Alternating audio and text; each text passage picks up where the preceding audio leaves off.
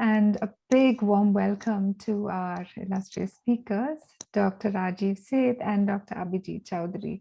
We're just so privileged to have you here as part of our center's initiative in the education aspect and training aspect. So just a few words about the Maternal and Child Health Center. This was something that was established very recently, just last year. And our overall vision and mission are represented here in the slide. But in essence, we aim from the center to strengthen public health capacity, particularly in maternal health, women's health, and child health, and family health. In a way that will just truly benefit society as well as all of us who are learning in the entire process. So we're very thankful to all of you for being part of this process in overall improving public health. I think the pandemic has really touched all of us in so many different ways, and we've all understood the importance of how connected we all are and how important it is for us to work together. So that's part of the overall mission of the center. And as part of that, we have an educational initiative where several courses are being offered. And this is one such course that you all are familiar with and are part of. So I will turn this back to Emily to go over some of the key dates and other aspects of the session today. Hello, thank you so much, everyone. I will be very quick here with a couple of important reminders and course updates.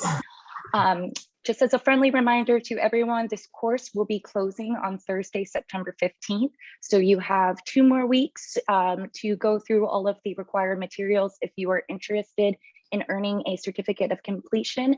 As a reminder, you have to complete every quiz at the end of modules 2 through 8 with an average of 70% across all of those quizzes to be eligible for a certificate. The most recent batch was sent yesterday, and we will be sending the next batch in 2 weeks. So on a 2-week schedule, as we have been doing. If you feel as though you were eligible, please do feel free to send me an email. I will type in my email in the chat and let me know. But just as a friendly reminder, you know, if you haven't gotten quite through all the materials yet, now's the time to do so. And we will also be having our final live session on that date. So please do stay tuned for more updates and details on that session to come.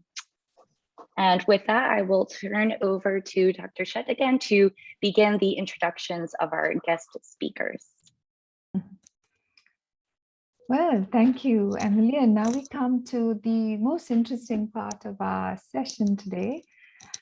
Also, I want to welcome all of the people who are attending and who are the learners of this course. We welcome your feedback as well, as we go along, and as Micah said, keep it as interactive as possible towards the end of the presentations. So our first presentation is by Dr. Rajiv Seth. So Dr. Seth is a friend, philosopher, and a fellow pediatrician, and who's been a guiding light in many of our lives, including mine, I would say, for the past many years. So I say pediatrician, but he's much, much more than that. He cares deeply for children, for families, particularly those who are underprivileged. So he trained at the All India Institute of Medical Sciences and also at the Children's Hospital in Los Angeles in the US.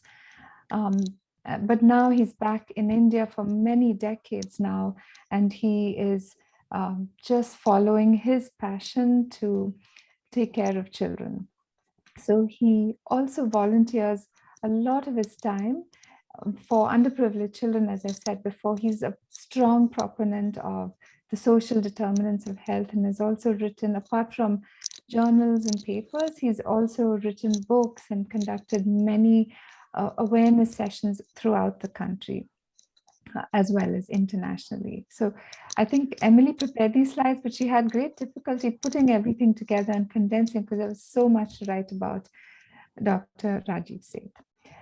You know, just at the time of the pandemic, before all of us even had time to react, Dr. Rajiv Seth just jumped right in and went into response mode. He felt sick himself and really felt the effects of the pandemic directly. But despite all of that, he was just right back in the field and did an amazing amount of work. And this is what we are going to hear from him. So I turn this over to you, Dr. Rajiv Seth. Thank you so much. Thank you for this kind introduction. It says you cannot start the screen while other participants sharing. So if you can give me permission to share, please.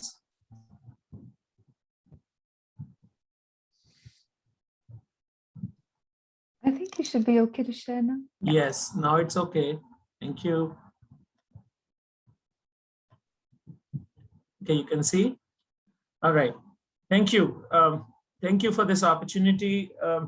We are delighted. On behalf of BUDS and my team at BUDS, I really thank you for this opportunity to speak to all of you, the International Vaccine Access Center and the Johns Hopkins University, for your partnership of your care and concern for children in India. BUDS is a small non-profit registered in India. It's a charity for orphan, vulnerable, and marginalized children. And our focus has been essentially, which we call as 4 pillars of BUDS, are child health, child education, vocational skill development, and research. We work in Old Delhi, Nizamuddin railway stations, Shiv Vihar. These are densely populated urban slum locations with populations of more than 1,500,000 each, with large groups of migrant populations who live as daily wage laborers in small shanties. And they have experienced a lot of problems: food shortages, loss of livelihoods, the children who are really on the streets, increasing child labor and violence and exploitation. The other area that we work is in rural Mewat, which is a aspirational district with a population of more than 1,100,000, which has extremely poor healthcare access and infrastructure. And the community is predominantly illiterate, comes from a Muslim family background, but they have always felt extremely challenged to have money or resources to even take their children from their remote locations to even government hospitals. So the pandemic was a very serious medical emergency. BUDS has reached out to these vulnerable communities through our drop-in centers. At this point of time, we have added one more drop-in center in the large urban slum locations in Delhi. And we operate in 34 villages in the aspirational district of Mewat through a mobile health van. And we're trying to improve the access of healthcare services. So last year, we reached out to 37,000 children and youth, primary health services essentially. And when COVID-2 struck, it was a grave humanitarian crisis, as you all know, a major public health crisis, particularly for the poor and the marginalized. You all know the data, the cases rapidly increased, and there was deeper penetration in tier 2 and 3 cities, districts, and also rural belts. The hospital beds, infrastructure, oxygen crisis was just so huge that we at that point of time did not know how to respond. And we were reaching out to partners and trying to mobilize our own communities where we work when we received your support. And I really appreciate and thank the Johns Hopkins University and the AVAC for your support, because the work that I'm going to present wouldn't have been possible had it not been for your support. We addressed our response to mainly the marginalized communities.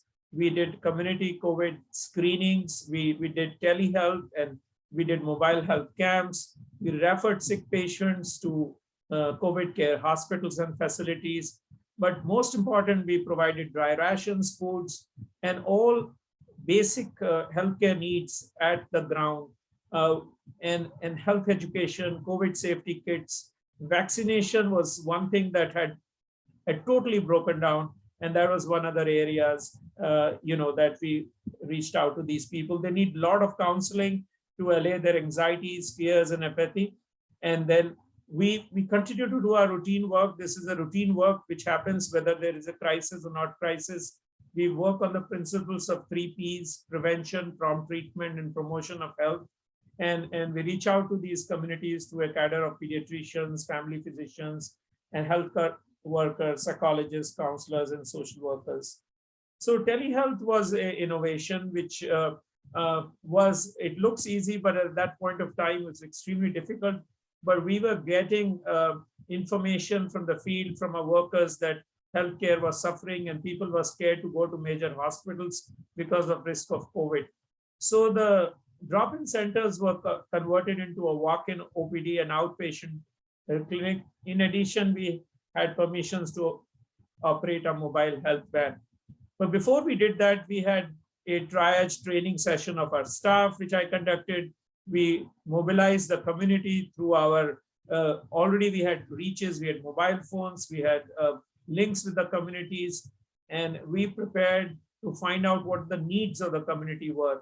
And during health camps, all COVID safety precautions were kept, and vital monitoring, oxygen concentrators, whatever was needed, we were ready to help these poor families.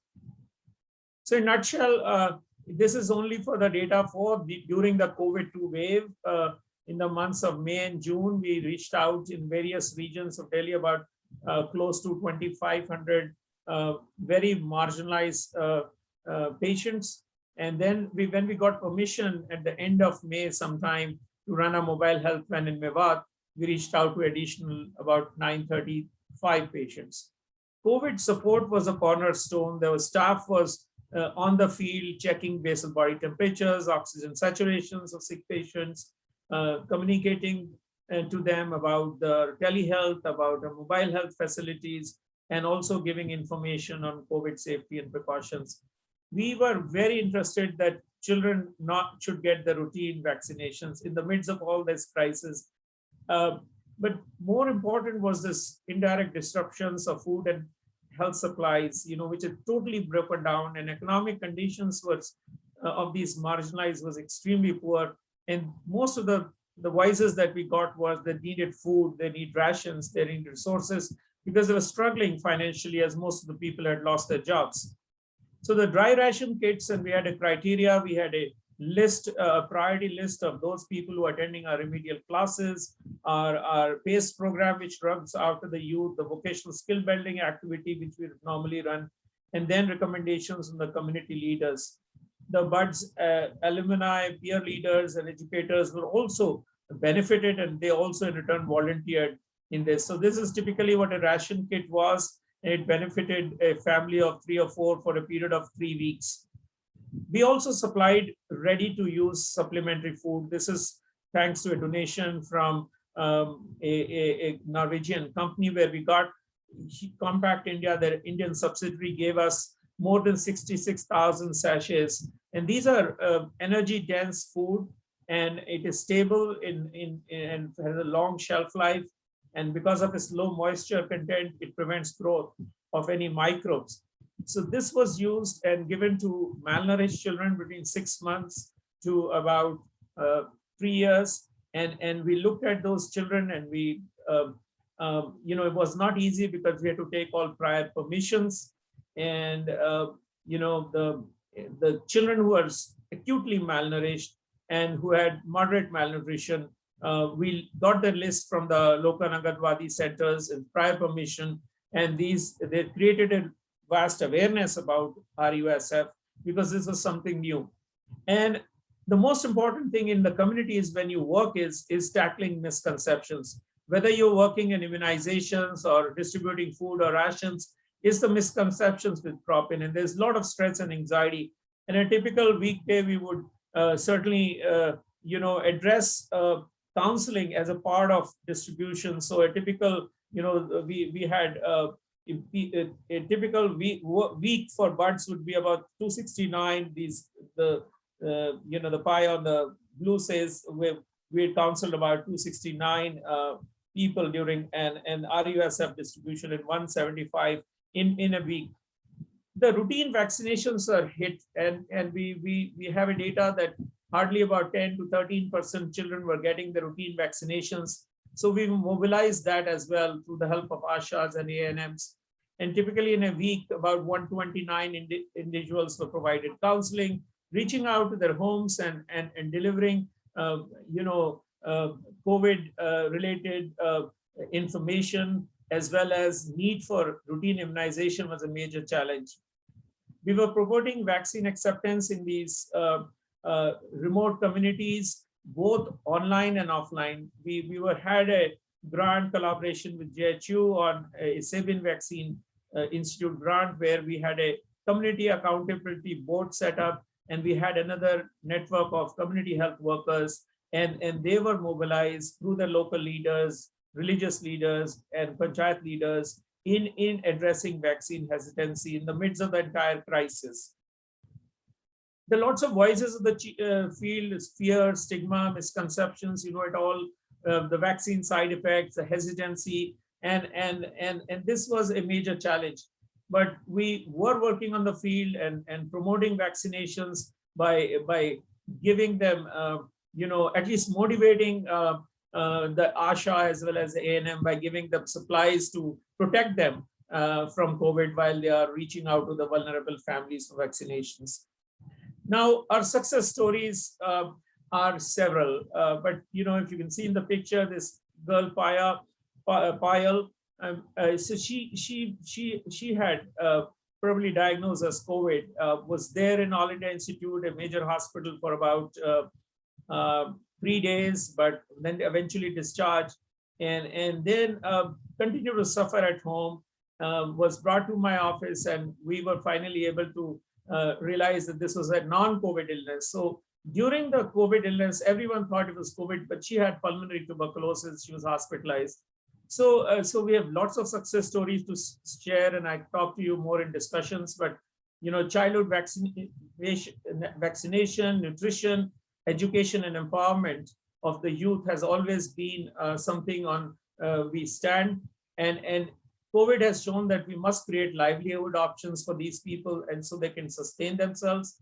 And we are really thankful to our partners, such as you all, and JHU, and IVAC, and our collaborators. And thank you also for the academic research activities. I'll just briefly share this as a publication from the relief efforts we did in a COVID wave 1, which was published only last month, and the impact of COVID-19 on the lives of the vulnerable young people in Delhi. Before just the COVID started, we had another 6 focus group discussions, and Baldeep led this along with Riti and Ananya from BUD's team about the community perceptions of vaccinations amongst the stakeholders. The knowledge that we gained was really very impressive, and I think this followed with the Sabin Vaccine Institute grant, which is a joint collaboration, which is a totally virtual research. It's the first time that we did a research completely virtual. So it was, we are still doing this project, exploring the social and behavioral drivers of COVID-19 misinformation, and also the impact of routine vaccinations. We had a project which was delayed. This is the VIX project, which is a partnership with the Johns Hopkins, your Bloomberg School, and the Harvard Chan Group, submitted by and approved by the Bill Melinda Gates Foundation. This project was completed in the midst of the pandemic. We're still continuing. This is post-pandemic. We got grants for donating oxygen. On my right side of the slide is the Deputy Commissioner, and on the left is the civil surgeon whom we've donated. There's enough supplies out there, and there's a motivated team already, and we are waiting, and we hope we don't get the wave 3. And I want to thank my team. All my team has not even come in this slide, but I really appreciate, and some of them are joining this conversation today. We are thankful to the community, because without the help of the community, we could not have achieved what we did. And it's still a drop in the ocean, but it was important. And we thank you very much for the support you provided at a very critical time. Thank you, everybody.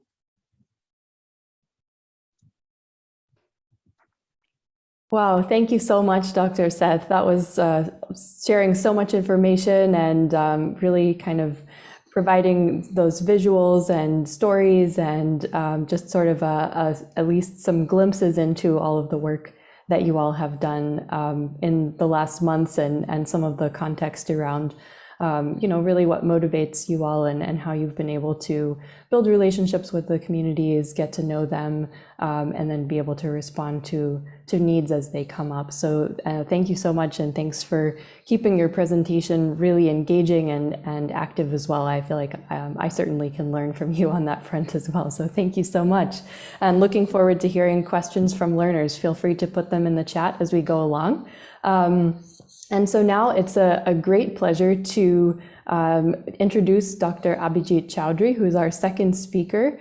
Dr. Chaudhry is a hepatologist and also a gastroenterologist, and is just a really accomplished scholar and leader. He's been working in West Bengal for many years and is affiliated with several different institutions, including the Indian Institute of Liver and Digestive Sciences, where he is a faculty member and director of clinical programs. He was also involved with founding and works for the Liver Foundation in West Bengal. And he's also the director of the Birgom Population Project, working on health and demographic surveillance systems. But beyond that, he's also just such an advocate and activist and speaker for public health issues, and has really also stepped up and found innovative ways and gone above and beyond during the COVID response to help reach populations that are being affected by particularly the second wave. So we'll hear more about that during this presentation from you, Dr. Chaudhry, and thank you again for making time to talk with us and share some of your experiences, bringing all of your expertise and insights into the COVID-19 response. So over to you, and looking forward to hearing more. Thank you so much for being with us.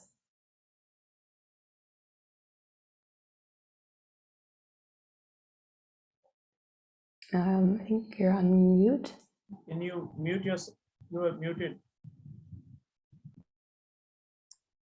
Thank you. So I'll just share my screen. Thanks for this opportunity. I'm going to tell you a shot of all the couple of activities that we could undertake during the COVID period.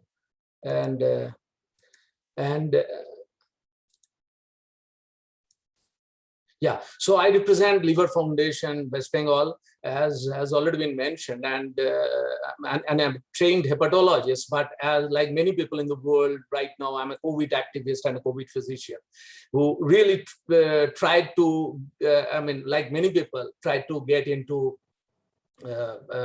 supporting COVID combat that the country is on, that the globe is on. And so during this period, we had been trying to figure out what all we had been doing, and I was like, fictions often provide us impetus. So I was looking at this famous novel of Ernest Hemingway, as you all know, and Hemingway's Santiago, the hero of the novel, used to fight both the sharks and used also to fish with a harpoon only. And I think we fought COVID, and during this entire almost 1.5 years with senses, oxygen, and whatever courage. And we had many other things in hand, but I think those were all superfluous, many molecules, which we modern medicine had preached before the community. So what I'm going to tell you is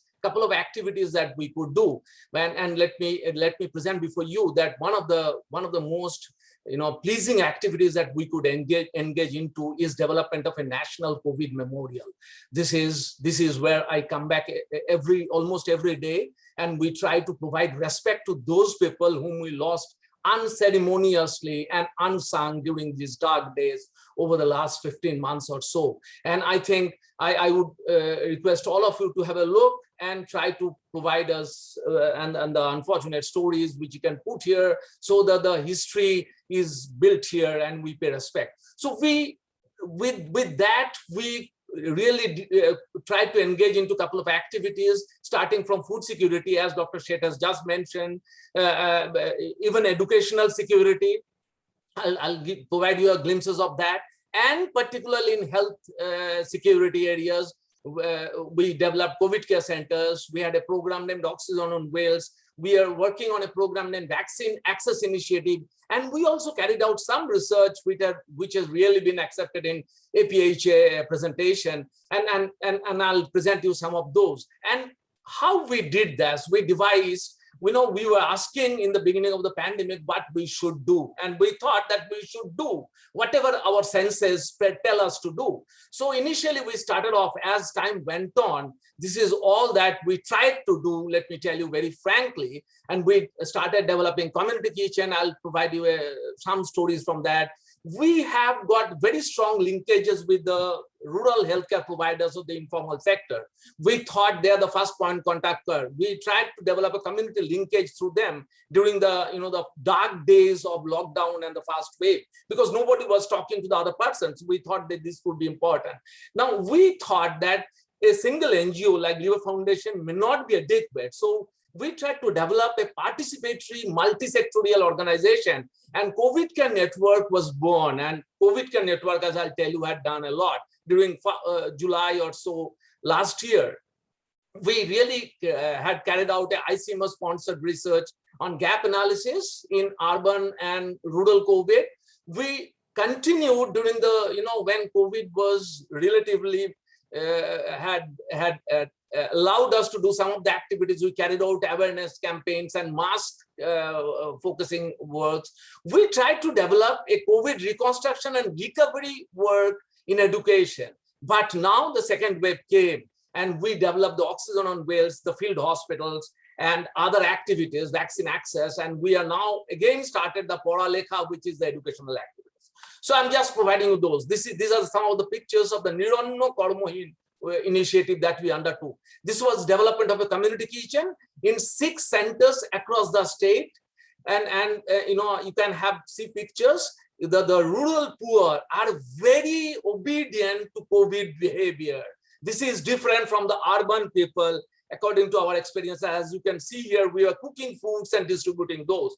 And this went on for nearly 3 months, and we could give food to nearly 20,000 people during those phases. We, as I told you, that we rely and have got strong linkages with the informal healthcare providers. We thought that they are going to be important weapons for fighting COVID, awareness, destigmatization.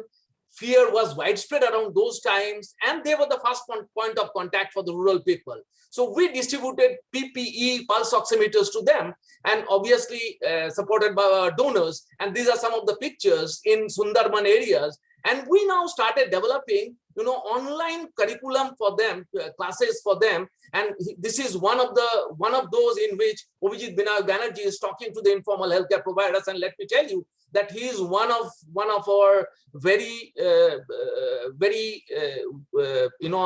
strong and long time supporters, and he used to participate. He participated to such awareness programs. And so we had knowledge dues, referral to facilities, fortnightly web meetings all across the state of West Bengal. And these many numbers of informal providers from all across the state participated. And our focus was to tell them how to deal with any person who comes with febrile unwell-being. I'm not going into details of the the impact of these, which we can discuss later. Now, as the first wave was deep, we thought that we need to develop a more widespread participatory organization. So COVID Care Network was born, as you can see here, mountaineers, fashion designers, and people from all category of society. And this is where we are singing, we shall overcome, the day one.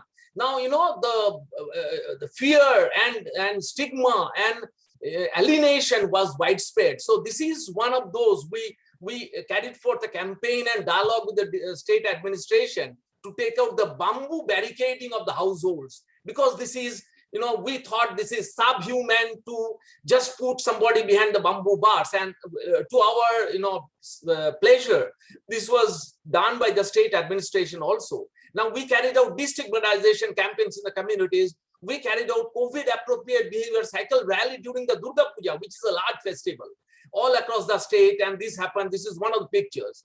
Now, interestingly, a lot of artists from different fora of society started joining in. And the COVID Care Network really got impetus. with Liver Foundation being the fountainhead of all these activities. And herein, we carried out a tram-based campaign and skits and street plays to make people aware on COVID-appropriate behavior. This happened during July to December era, and also mask awareness campaigns across the state.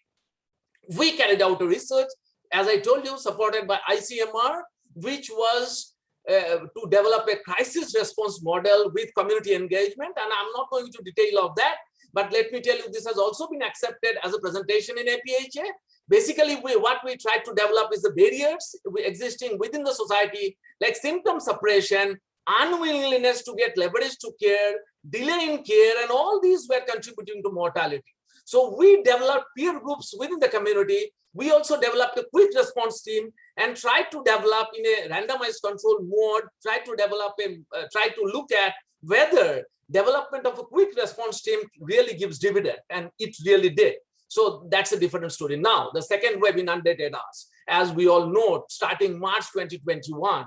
And we believe that complacency all around of a battle over a battle that's yet to be won was one of the very important factors. And there are other reasons for that: lack of community engagement. And we, Liver Foundation as an organization, strongly believe that a top-down strategy policy that this country adopted could have been relaxed and more intricate community engagement. And we had done all our activities based on community engagement. And other factors, belief-driven response at all levels, lack of respect to data and sound public health principles, and failure or intentional downplaying of significance of COVID in rural population. Let me tell you that rural scenario had not come to focus in any discussion in India, unfortunately. And oxygen security was, as we all know, were in the forefront. So we thought how to work on. So we started, and I'm grateful to Johns Hopkins India Institute as one of our donors. And Johns Hopkins Institute and many other donors came forward. And so we now started thinking how we can reach out to people with oxygen. So we devised this oxygen on wheels, which was, ambulance-based, any vehicle that we have got. So we fanned out all across the state to different centers, to 33 centers almost. And these are some of the pictures. This is in Darjeeling. This is our workers taking the oxygen concentrator in an ambulance. And these are some of the pictures, as I told you. And this is a call number. We had a call number, and then we were reaching out. And these are the centers that we had. We had a monitoring system for this also, a Google spreadsheet. And these are the team who are monitoring this from the center of it. Now, these are some of the pictures. And I'm really, when I look at this, I feel we really could touch lives in villages. This is in Purulia, which is deep, still to be developed. And these are some of the things that our volunteers could do. Really, we could discover a all-women's team we could develop. This is a lady who was driven out of her community because, being proclaimed as a witch. She's an Adivasi lady. And she has got empowered, and she was driving the car, and she was leading the all-women's team of the Oxygen on Wheels in the area. And this is one of the successes of Oxygen on Wheels initiative. We could develop strong community forces. And let me not go into detail, but the fact that outcome of the support was tremendous. And around 70% people were stabilized and need no further oxygen support when we provided them home oxygen support. We developed total 10 field hospitals. These are closer to the community, stabilizing units, empowered with oxygen and health workers. Let me tell you that we strongly believe that closer to community, contextually sensitive centers are going to be helpful. So we developed this, Liver Foundation West Bengal, supported by many donors. And this is training of the health workers. We trained them how to monitor with pulse oximeter and other things. And this is a picture. This is where 20-bedded stabilizing facility in remote areas and with drugs. And these were all makeshift things. And these are some of the pictures that we developed, 2 in Sundarban areas also. And these are some of the figures from that. The stay in we are working on this paper, stay in most of the centers were less than 10 days. So these were mostly people who could be managed with the initial oxygen. And as we all know that the initial phase of oxygen support is very critical. And these are the patient flow. And as you can see here, depending on different centers, the patient flow really was peaking starting from May to June, and then it's declining, but we are still continuing this, and we are keeping this on action, anticipating a third wave. we are on to an initiative named Vaccine Access Initiative. We strongly believe as an organization that government and no profit-making body should deal with vaccines in India. So we thought that we need to complement government's activity and take the vaccine to the unreached, because this is a humongous task. So, these are some of the pictures in Darjeeling district and also in Bankura district. These are faraway places where we are working with the +70 population, physically handicapped, and also Adivasi areas and all these places, and also super spreaders like railway hawkers. We are also providing vaccination. Till date, we have vaccinated more than 19,000 people on this vaccine access initiative, and this is an ongoing initiative as of now. We have, we are trying to play with, comprehensive pandemic participatory endeavor, and we believe that the pandemic over the surface is probably, we are yet to uncover the pandemic underneath. That's on education. There is tremendous amount of learning loss. First generation learners are dropping out, and there is tremendous amount of inequity in web-based education in India. So we have developed a model of using the women self-help groups, because the slogan that we have given is every mother is a potential teacher. So we are imparting numeracy, literacy, and the pleasure of reading and writing to the mothers, so that they impart this to the Paralekha centers. This is a self-help educational platform that we're working on in at least 3 places, and the government of West Bengal is also strongly considering this to amplify this initiative across. So what are the lessons that we have learned? Beliefs and impositions on the people are probably not good. We need to develop contextually relevant and community engaged policies, since we are anticipating third wave, and dependency only on tech-savvy healthcare delivery system and all-intensive care approach is inadequate probably, and less paranoia and more openness at policy level can make things better. Before I end, I must say that we are really grateful to our partners and donors. And as I told you, that Johns Hopkins India Institute had been one such, and we have got many people who had supported our activities that we have been undertaking. And I'm really grateful to share our action with all of you, and I'm thankful to all of you. Thank you.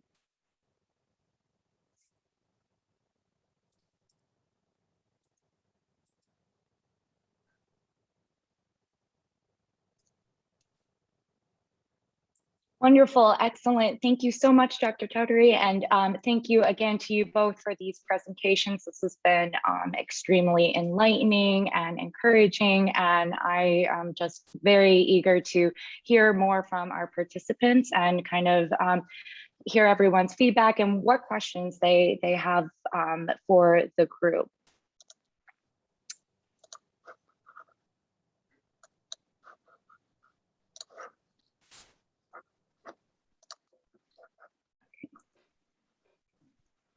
And I'm actually happy to kind of start out with the questions. My first question is for Dr. Seth, and I was wondering, you had mentioned that in the context of COVID-19, there was an increase in demand for telehealth due to folks being nervous about going into the clinic. And we're hearing these days about how distance learning is here to stay and remote learning is here to stay. And all of these things that we've learned to do in kind of a virtual context are probably not going away. And given that telemedicine is one of those things that has taken a long time to really kick off and gain in popularity, do you foresee telehealth also being something to stay once we're kind of back to normal and maybe it's not a necessity anymore? I would say telehealth and telemedicine is a good way to reach out in such situations, but I don't think this can continue for a long time. For the reason is that for a doctor to see actually patients live, and also our patients who have come from a very marginalized, they themselves have a digital device and they want to reach doctors in person. And also so I would say that telehealth and telemedicine is great when we need to have in such situations, but I don't think it's going to replace the usual systems of healthcare that we have our primary health centers, our sub-centers, and other support systems. That is what I would say so. Wonderful. That makes a lot of sense. And we have one more question for you, Dr. Seth. This comes from Megha. She's asking, what are some of the ways that BUDS has managed to gain trust and encourage community members to comply with COVID-19 precautions and vaccinations?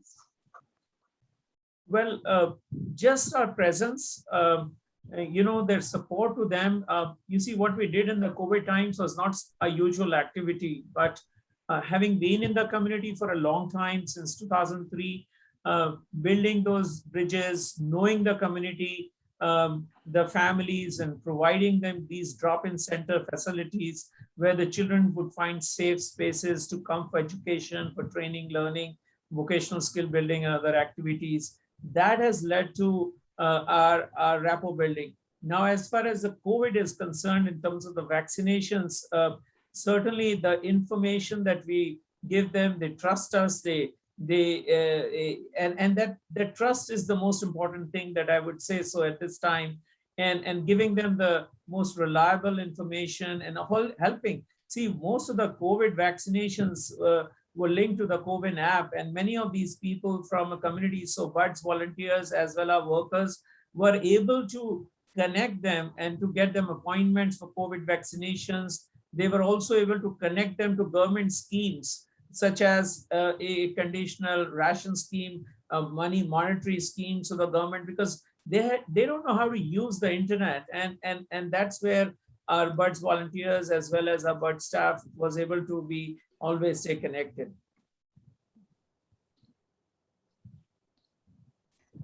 This is wonderful. Thank you. Thank you so much, both Dr. Rajiv Seth, Dr. Abhijit Chaudhry, for this absolutely enlightening presentations. We learned quite a lot about how you go about providing this response for the community in India. So, we learned that pandemics as serious as the one we experience now, the government does have a big role in the response, but this alone is not enough. So we know that each one of us has a responsibility, and champions like you have led the way in showing us how to do this. And we learned how important grassroots level support is. And Dr. Rajiv, many of your staff are from the local communities and in the villages, who have seen firsthand the indirect impact of the pandemic. Sure. And Dr. Abhijit, you're also moved so much by the way you highlighted the role of women in the community who led the support. So the question is, I wonder if you can tell us more about how the community came forward to help themselves during the pandemic. And do you feel this can be a model for the rest of the country as well? Maybe we can ask Dr. Abhijit and then pass it on to Dr. Rajiv. Yeah, that's a very important question. And that's what we had been, the women self-help groups are a probably untapped resource or existing within the community. And we probably never tried to harness the dividends because we consider them as economically empowered only. We don't try to probably get the social productivity dividends. And during the COVID era, we didn't mention here, we also worked with the self-help group women to provide, the migrant, to provide food to the migrant workers who are coming to their villages, and awareness also, because because of some biological reason or whatever, social reasons, women are more easily and they're more prone to get committed to social activities wherein risk is involved compared to men. I mean, this is what my overall understanding of fighting COVID over the last 1.5 years have given me. So because during those days where stigma was that much abound, it was the male people who were more, spreading all those fears, misinformations, while the women folks were coming forth and telling them. So we probably need to do some more, research, some more leveraging with the women within the community, and whom we consider as really not, very educated, are probably the most resourceful and insightful during such public health crises, based on their own experiences. I mean, these are some of the simple things that I can suggest. Right. No, thank you. That's a very good question. And Buds is is certainly very interested in girls, in women, because we feel that they are the torch bearers. And we started a PACE program, which is a learning program for out of school adolescent girls, and through that program, and now we are alumni, Buds alumni, the message is reaching out to the communities, empowering youth and empowering peer leaders and young girls is extremely important. Once they actually enter marriage, and then they face a lot of social discriminations, particularly in Mewar, related to patriarchy. But our mobile health van approach and their women being more available, bringing children, bringing sick people from the home, we find engagement with women to be the most productive of all our activities, and empowering them through our simple messages of routine immunizations and COVID vaccinations, I think is going to go to a long way. Thank you both of you.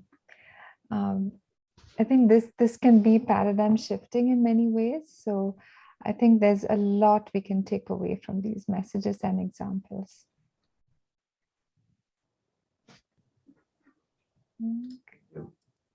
Wonderful, thank you. So our next question here is from Kayor, and he's asking to you, Dr. Chaudhry. You mentioned that COVID-19 protocols are more easily followed by the rural communities. So are there some specific initiatives that you're aware of to kind of improve compliance amongst the urban communities? And are there similar observations that have been noted with COVID-19 vaccine acceptance between the kind of rural and urban population? To be very frank, we have not been able yet to compare this, but based on the work that we had been doing since the first wave, what we faced is, information and misinformation probably are very difficult to discriminate. And misinformation based on the social media outrage that has happened during the COVID era is much more profound in the urban, educated, and sort of elite people and all. And we faced tremendous amount of difficulty during those dark days of lockdown and all. And let me tell you that this amount of difficulty was really not evident in the rural areas, where people are more, amenable to suggestions. They were more collectively working. And as we can all know, that urban society is more individual centric, and everybody thinks that his or her thought is supreme thought. While the rural community, while we know they have got a collective way of thinking, it's much more easy to handle the rural community and get them through into collective action. So that happened during the COVID era also. And I believe we need to do some more really focused work on this. But these are some of the perceptions and anecdotal experiences that I'm providing you. Yeah, thank you. That reminds me a bit of some of the challenges we're seeing here in the United States as well. I think we have time for maybe one more question from Dr. Schleif, and then if there aren't any more, then we'll kind of move over to closing remarks and stay on time. So Dr. Schleif. Thanks, Emily. And yeah, thank you all so much for the great discussion and all of the insights. And one thing I would love to hear from both of you a little bit more of your experience around is that you all have both been involved with such important sort of, grassroots reaching particularly vulnerable populations. And I think as Dr. Chaudhry also mentioned, this response as a whole has been enormous, both within India as well as around the world. And I wanted to see if you all had any sort of lessons learned or success stories just about also working in coordination with other groups that are also doing similar kinds of response work, particularly at the community level.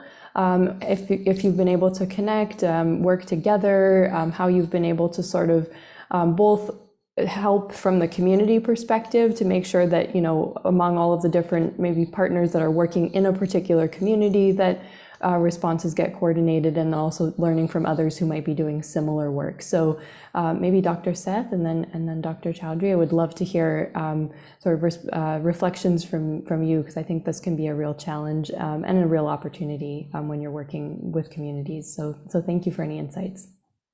Right. So this is an ongoing work.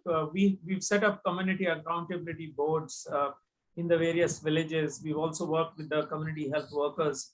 But more important is that we work with our local partners, the government of Mewat, the health department themselves. They connected us to other nonprofits who are working on COVID-19 vaccine acceptance, the M3M Foundation. We've just completed the project.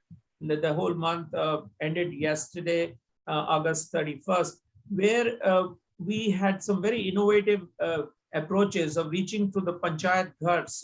These are panchayats are the self-governance units in the villages, and they reach through very innovative games like snake and ladder, ludo, and other means of stapus, and giving them COVID education, as well as connecting them through COVID vaccine program, which is available free of cost to them.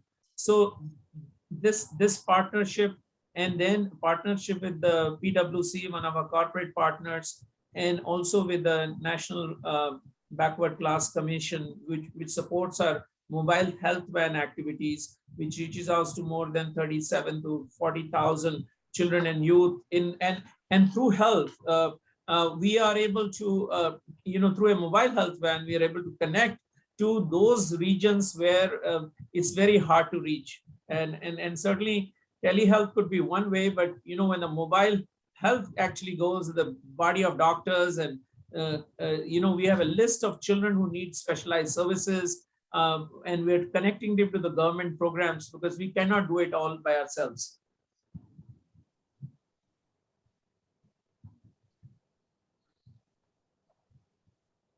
See, we also get a lot of feedback from the villages, and depending on the feedback, and especially children with disabilities, they are another very, very important area where we are trying to approach, and connecting with them to the government schemes, and getting them ID cards, and making them available and access of all those schemes that are available. Because when you are poor and marginalized, you really don't know how to access those services.